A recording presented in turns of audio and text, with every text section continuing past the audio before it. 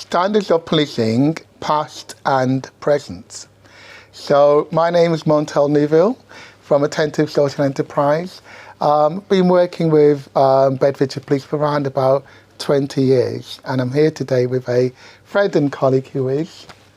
Hi, I'm Will Hodgkinson. I'm a Detective Chief Superintendent, and I head up the Bedfordshire, Cambridgeshire and Hertfordshire Professional Standards Department, which is quite a niche department. It covers everything from vetting to make sure that those who join the service are suitable, all the way to counter corruption and organised crime, and everything in between, from public complaints, police misconduct and learning. So what we're going to be talking about throughout this podcast series is about standards in policing, but we're going to begin by talking about who we are and how we got to this point. So I also chair a scrutiny panel that covers the three counties of Bedfordshire, Cambridgeshire and Hertfordshire, and it's called the Joint Protective Services Community Scrutiny Panel. And we look at police interaction with local people across the three counties. If they do well or good, or how we want people to be policed, it's graded green. If we think there's advice needed, it's graded amber. If we think it's not where it needs to be, it's graded red. If it's graded red, we either want management to take action or we refer it to professional standards. So most of this is going to be around professional standards. And my colleague, who is the head of professional standards, now he's just done a brief introduction to PSD, but how did you get to join PSD and how did you hear about it? So I started, I'm a cop. I started out in the Met, and I didn't really know about professional standards in the Met. It wasn't something that I was very aware of. I moved out of London and moved to Bedford in 2019, and eventually I moved to Bedfordshire Police, and there was a particular moment, and I remember it very well. I had one of my team in the south of the county, very, very good operational officer, but had done something that was awful and was on the front of the Daily Mail. And he was suspended, and ultimately he was fired, but a number of people came forward to say, actually, he's also been really inappropriate to us, and a couple of those individuals, certainly one didn't left the organisation as a result. And the evening after, I was up at the north of the county, and I was seeing my team 4, a guy called Mark Stewart, and we had a crime in. There was a domestic abuse case. The lady was covered in bruises, but she didn't want to give us the photographs to help us convict the offender because she'd seen the article the night before. And her view was, why am I going to give you my photograph? Because you guys are a bunch of perverts. And I thought at that point, if ever there was a link between the need to have high standards and us having an ability to do good policing, I thought that was it. And there was a stage where at the end of every year in the police, they ask a survey and they say, would you recommend the police as a good place to work? And I always used to say yes. And I got to the stage where I was going, I'm not sure I would. And we're really proud in the police. And I was in the stage where if my kid said, Dad, I think I want to be a cop, what do you think? And I didn't want to say, no, please don't, please don't. But as a result, I thought I need to either leave or do something about it. And so the opportunity came up to become the head of the Professional Standards Department. And for me, it was very much a heartfelt mission of, in order to stay being a cop, I have to put my energy and leadership behind this, because after hearing the awful crimes of Wayne Couzens and David Carrick and all the challenge, and having served in the Met and knowing it very well, and I'm very fond of it, I found it quite heartbreaking. So I moved into professional standards, but candidly, Montell, I didn't know a whole heap of what it did. And there was quite a funny moment when I have a prevent team and their role is to educate, and they'd booked some time in my diary and said, can you come downstairs into the conference room? And I said, sure. So went downstairs and I opened the room a bit like this, and there was a camera set up, and my 2 prevent officers were behind, and there was a table, very formal table with the PSD logo hanging over the edge, the crest behind. And they said, you're going to now complete 12 videos, and you're going to introduce each of the standards and explain how they came about, why we have them, and what they mean. And then we're going to do the same for the code of ethics, right? And I said, because you're the head of PSD, so you should know this. And they were like, go. And I sat there going, whoa, I like a script. Wow. And I found it really hard even to recite and remember the standards that my department, because they're not something that is taught in that level of detail. Certainly they weren't when I was Can I ask, up to the police. because I know that some of the standards are what you personally feel, okay? So not looking at the formal standards, but in terms of your own ethos and your own beliefs, what would you say that if you were to stand in front of people and you were to tell people what your ethos is, what your own beliefs are, what would you say now? It's a pretty hard question, Montell. So fundamentally, I through researching it, I think it helps me understand, and to probably go to the opposite of us having British policing and really landing it, and our communities understanding what that means, is a paramilitary style police presence. So if you ever go abroad, France, Germany, it's an officer who doesn't look very happy with a gun pointing down. And fundamentally, my ethos is, this is your most powerful weapon. Yeah. I have never used my ASP. Good. I have never used my CS spray. I have only ever used this. Good. I think I had to use this once. Good. Because, and that's it. So when my kids will sort of understand, will talk about it, the difference is British police officers should be really effective communicators, should be friendly, should be conversational.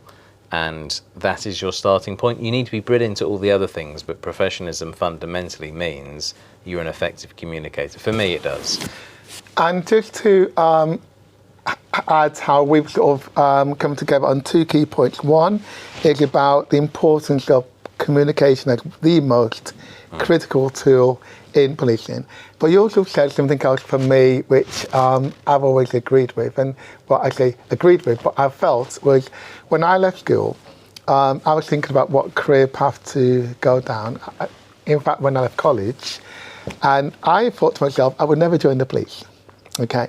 And the reason why I would never join the police was because of their reputation, their behaviour, etc. But I then had a good friend who joined the police, and he was still my good friend, even though he was a copper. And throughout my career, my working life, I worked alongside the police on many occasions in terms of quite a few jobs. I had friends who were in the police, but I always said I still wouldn't join. Okay, so you can still have friends there and be fine with your friends who's in policing and go along with policing. But because of some of the behaviours and because of the lack of accountability, I thought to myself, I wouldn't join for those reasons. 20 years ago, we're in 2025 today, but I started training officers. And it's my 20th anniversary of doing that. And I learned a lot through this whole journey. One of the things I learned was about community engagement and about we actually need the police. We need the police, but they need to be trusted. They need to be trusted by all communities, by everyone. Otherwise, if they're not trusted, it's a problem. Can you just give me your view about if you think it is important for the police to be trusted by everyone, or is it okay if they're not that trusted, or what do you think? Well, coming back to your bit around joining, so I ask whenever I have a new team, I tend to ask them why they joined. Whenever I have a new senior leadership team, I say, right, 3 questions. Why did you join policing? Tell me about the hardest time of your career, and tell me about the thing you're most proud of. And they pretty much joined for the same reason, which was to do good, and to make a positive difference in the communities they live. Wow. Right? Really heartwarming. And if you keep that aligned, all the other stuff can be worked through because everyone shares the same why, the same value set. Now, the trust point is incredibly vital. Right? It's the fundamental. So we talk about a mutual bond of trust. So in Britain, we ask members of our community to help. We ask them to support with providing evidence. We ask them to call us. We ask them to provide information. Without trust, right, and it goes to a point around crime prevention as well, that we try to have that trust, that mutual respect, so that we can work together to have a really safe community that's friendly, happy, no sense of military-style presence, because there is that. Now, if you lose trust and that bond starts pulling apart, and this is why you've had the Casey report, the Angelini report, all the Home Office change, or the HMIC inspection, that's all there to say, hey, we're really unhappy and worried that we're losing that bond of trust. And if you lose that bond of trust, you don't have British policing. So all the work to improve standards has been to reinstigate and reform that bond of trust. So do I think it's important? I think it's fundamental if you want British policing. If you don't have it, how can you do any of those things? But I don't think, well, I know the vast majority of police officers join for the best intentions. Now, it doesn't mean they know everything, right? And I bring that cultural ignorance, right? And it's a phrase that I hadn't heard before moving to Bedfordshire, but to assume that, well, humility is the first one. You need to have officers who know that they don't know. Yeah, I agree. Right? And as soon as you know that you don't know, and you're humble about it, and you're effective and polite about it, you can ask the question. And so a point when our communities become more and more diverse is to change how we think and boost what we call cultural intelligence, so that we can be more effective and effective communicators, and we don't have that aspect of a member of the community and the police sort of almost standing off because they're unsure how to engage one another. Brilliant, yeah. And as totally soon as agree. you have that, you start losing trust because it's a sort of them and us type situation. Yeah, totally agree. And on that point, just to come in there, because that's such a critical point, that cultural intelligence, and it comes from community engagement and being open enough to have those friendly, open dialogue. You probably know that we only have a small amount of officers from diverse communities, and the majority of officers don't have that sort of buy-in or nobody to speak to who can give them that cultural intelligence and to have those conversations, or they can ask questions to. One of the things I've always said to senior officers is it's important that they can either put aside their own time or the officer's time to have an informal conversation with various people. What's your view on that? I agree. That's where you start learning and having the conversation. So I grew up in a village, South Cambridgeshire, not very diverse. I moved down to London, and my first posting was in the West End, out of Charing Cross. And I remember the first night said, off you go, you're on foot, and you're in Soho. Soho, Montell. It was a complete eye-opener. Tell our listeners about Soho, because some of them, I know it very well, you know it very well, but they wouldn't all know what it is like. So Soho, Soho has changed a lot, but it used to have a fair bit of seedy sex clubs. Yeah, it was the red light district of the very country. much so. You know, prostitution, lots of sort of fairly overt prostitution, lots of drug use, just a completely mad space. And if you know, it has a particular smell and sound and feel and sort of warmth, bizarrely. But it's one of those where you could walk around with your eyes on sort of cocktail sticks going, oh my goodness. And that's just one aspect of the community. I've lived in a couple of places in London, but they're very, very different, and communities tend to sort of group together somewhat. So I lived just near the Old Kent Road, and quite a big sort of Lebanese community. And you sit there going, this is fantastic. And a lot of people start engaging through things like food. Yeah, right? Absolutely. But unless you have that time to sit, engage and understand, it's quite hard to step over that barrier because everyone's quite busy, right? There's always another call from somebody, there's always another crime to investigate. Yeah. So having some time, this way you say community policing is so important, allows you to start building those relationships. And equally for, if you're a detective who maybe doesn't engage with that community because you're investigating crime a lot, or a patrol officer who's driving around in blue cars very quickly, having that downtime and knowledge is super important, because that alone can help so many issues of, I've got a crime investigation here, I need some support, and a local officer can say, I can speak to this person, this person, this person, this person, this person, and all of a sudden you know who's committed the crime. You go, how did you do that? Absolutely, and I think that's critical, isn't it? I think there's two words or phrases in policing which are used interchangeably: community policing, and some people call it neighbourhood policing, don't they?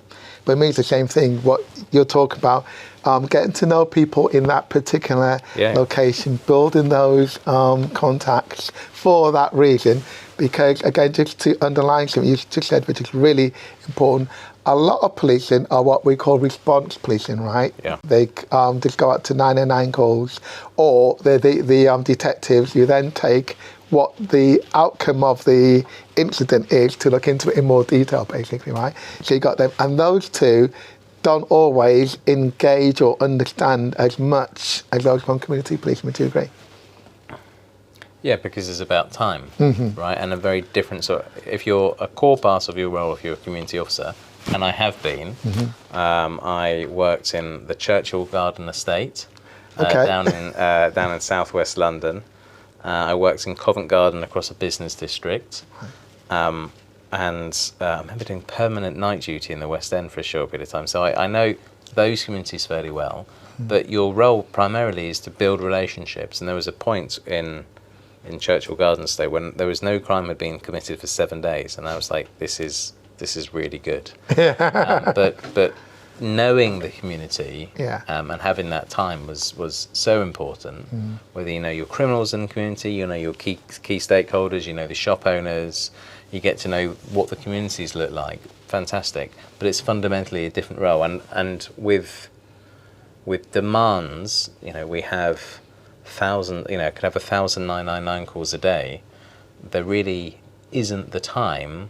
Do you want a police officer getting someone who needs immediate help, or would you rather have them talking to communities in your area? And of course you say, absolutely, I want both. But if your resource is finite, one is protection of life, and the other one is always the area, if there's a critical point, that everyone will come to support life-saving activity. Same thing from a detective perspective. The 999 calls would always take priority because it has somebody who's saying, I need you now. And not many people call police. You know, if you totally agree. How many times have you called police? I think I've called police maybe 3-4 times. Yeah, I'll call them once. Right? So, but you call them because you need them. You want them there really quickly. And if they're not available, that becomes a real loss of confidence. So there's a balance, but you know, this is why you need to have established community teams, but you need to have the resource to not abstract them the whole time. That's right. And then, as we both said, not many people call the police, right?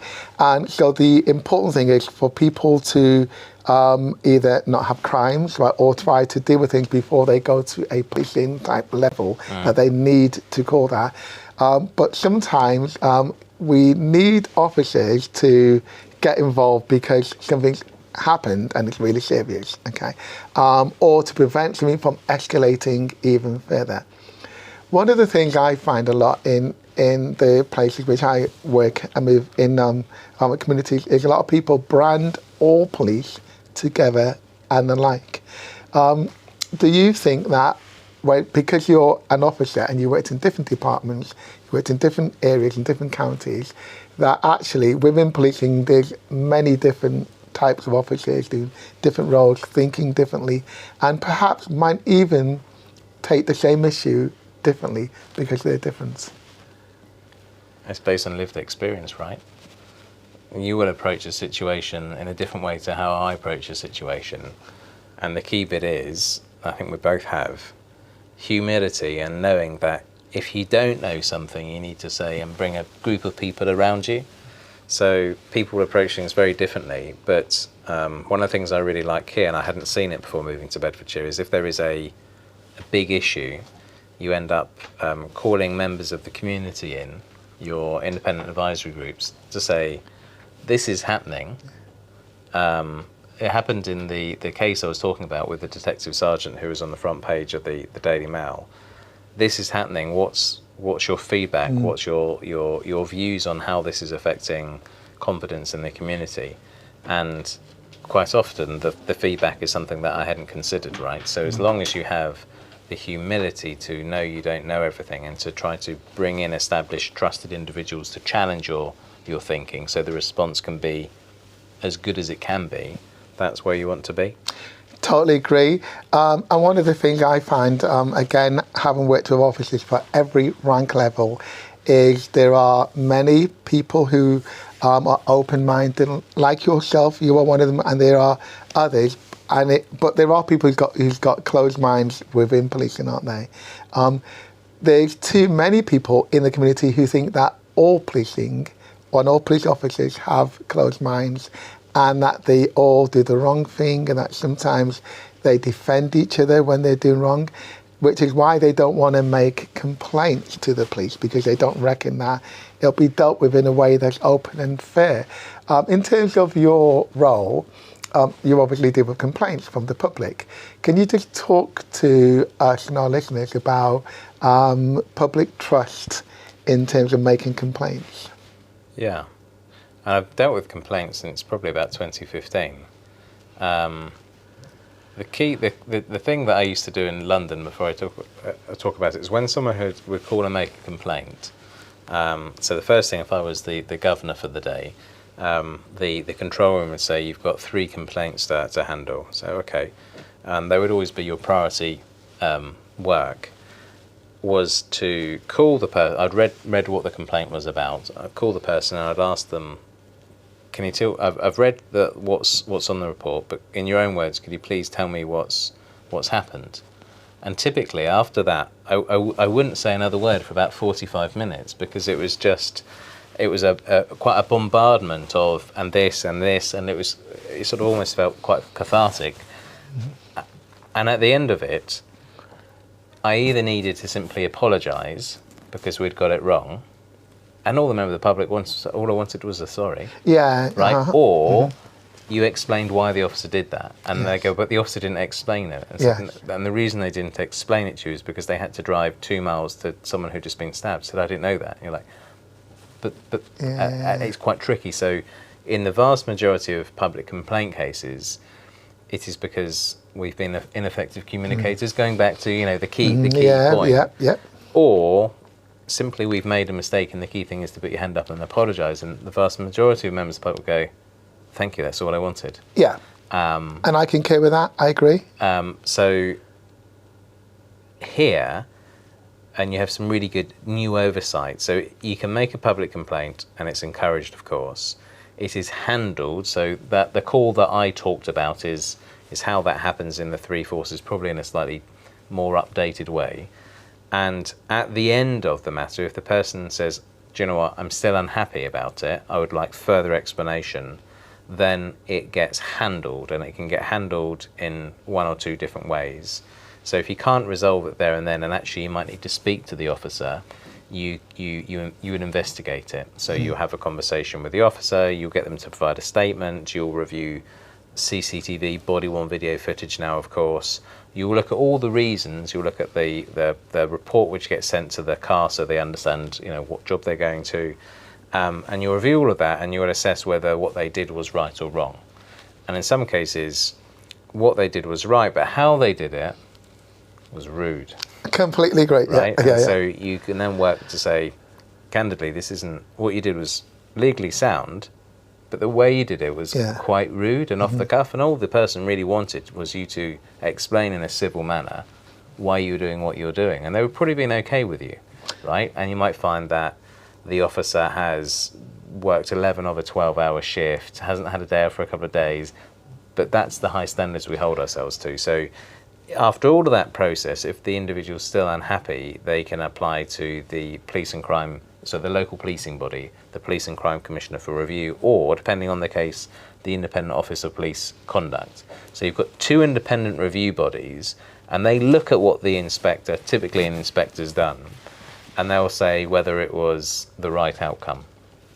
And I think in about 10% of cases here, they come back and say, actually, we think you should have also checked this. But in the vast majority of cases, they would agree with the outcome, but they're wanting a bit more inspection and assurance to support that trust and confidence. So trying to think what your original question was. No, you've covered the question really, really well.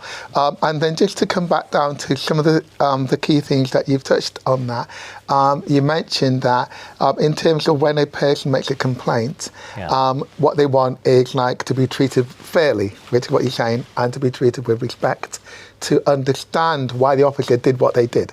What a lot of people don't know, and obviously we know this because, well, you know better than me because you're a commander and you're internal, that with officers, a lot of them are new, a lot of them are nervous, a lot of them are young in service, and you've quite rightly underlined the importance of that communication skills, right? A lot of them don't have that, right? They're developing it because obviously when people come into the job, everybody sees a person in uniform and they expect them all to be like you, right? Okay, but they're not. They're going to be at different levels with different understanding. What happens is that they're going out to lots of different jobs. Sometimes they're coming back and they've got the skipper, the sergeant, who's helping them to develop. And it gives them feedback either at the end of the shift or whatever, and they're saying, do this or do that, or you should have done this, or you should have done that. So can you just talk to us about the fact that actually it takes a while to learn policing? It does, right? So this is why you have 2 years of your probation. And in those 2 years, you'll need to show that you'll be suitable to be a cop. I don't think many people know that. They don't know it. They don't know it. You're only not a probationary constable when you've been signed off. And your probation can be extended. I think the longest I've seen is about 4.5 years. Wow, okay. Right? So it's a long time until you are formally a substantive police officer. But if you think, well, certainly for me, right, I went into Soho and I'm looking around thinking, goodness me. But you come here and you might have done all your communication on telephones, or there's less physical interaction, and then you're sent to a domestic incident and you're needing to control a highly emotive situation, and that may be the first time the individual's ever experienced a domestic matter, a criminal matter. So having lived experience is valuable. I remember an officer who had moved to a specialist sex offence unit, and he was applying. He said, do you think it matters that I'm a virgin? And I said, well, it probably shouldn't matter, but if someone explains something to you and you need to understand whether it's physically possible, and I said, I don't know if it's physically possible. So you might not have the life experience yet to be as effective in there, or need the humility to say, can you help me out here? But it requires a certain amount of lived experience and an ability to communicate, and all the value set, being humble, being engaging, being respectful, to overcome those, to the point where actually you are an effective, well-rounded officer. Because the law is huge, right? You can deal with a particular thing and it may be the first time you've ever dealt with that crime. And I assume that the law always changes as it does. So the thing that is important is how you police. Completely. I just want to underline that because that's such an important point, and it's good for people to know that. It's about, we've heard it's about how you police. It's about being humble. It's about being engaging, and it's about being respectful. Okay, and they're the foundations, aren't they? Because as you've also said, that people can learn the law, can't they? And they're learning more laws all the time. Laws are always changing. It's always get added to. But it's about how you police, okay? Now, some people do the wrong thing. Some officers do the wrong thing. They make mistakes. And then some officers do the wrong thing intentionally, okay? Yeah. So let's have that conversation. So we will talk through in this podcast, right, the 10 standards, but there is a rule of thumb. And the rule of thumb is this. If you make a mistake, you put your hand up, you show candor, and you acknowledge your mistake. And if you don't know something and you make a mistake, it goes to learning, because your culpability is low because you've made a genuine mistake. So that's a learning matter. Yeah. If you know what you should do and you decide to do something else, you've misconducted yourself, Yes. right? It's a rule of thumb in professional standards, and you have to have an organisation where you're allowed to make mistakes. Because if you don't do that, you end up with fear and hiding. Totally agree. So the transparency and the maturity, which was the purpose of the conduct regulations when they came in, was to allow officers to make mistakes and have that lovely learning culture. Yeah. But our expectation is they do learn. Yeah. So you can't keep making the same mistake and go, I didn't know, sorry. Yeah. You have to figure it out. You get structured learning with support, and then we track that the individual doesn't do that again. Yes. And that's good. absolutely fine. So this podcast really is aimed at trying to talk through what those 10 standards are, to help inform you as the community that I serve, and a bit of storytelling about instances where police officers haven't lived those standards, as well as instances where officers do. So both the internal police community and you guys, the community we serve, have a better understanding of the high standards that police officers need to uphold and reinforce. So this is somewhat of an introduction, and we'll also talk about the Code of Ethics, which is a separate supporting code, and where it emanated from and how it applies to most people who work in public life. And I hope that's brilliant. That is really, really good. I completely concur with everything you've said. And an important takeaway for me, and hopefully for everybody, is it's about humanising policing. It's about, as you said, having those standards, but it's also those key things, being humble, being empathetic, being engaging, but using your voice. Respectful. Being respectful. I completely agree. But they're standards, and we'll hear about that in this podcast. That a lot of the ways that what you would expect from British policing are embedded in standards, and those standards are taught to all of our new recruits. We go through what those standards are, explain how they came, talk about how they emanated from the Pelian principles in 1829, talk about how they've changed and why they've changed. Because I think, and I didn't realise this, there was a change in 2020, there was a change in 2008, and there's a good story for why each case has changed. It normally results from a point of criticality. So duty of candour, Hillsborough. Discreditable conduct. It used to be called off-duty conduct.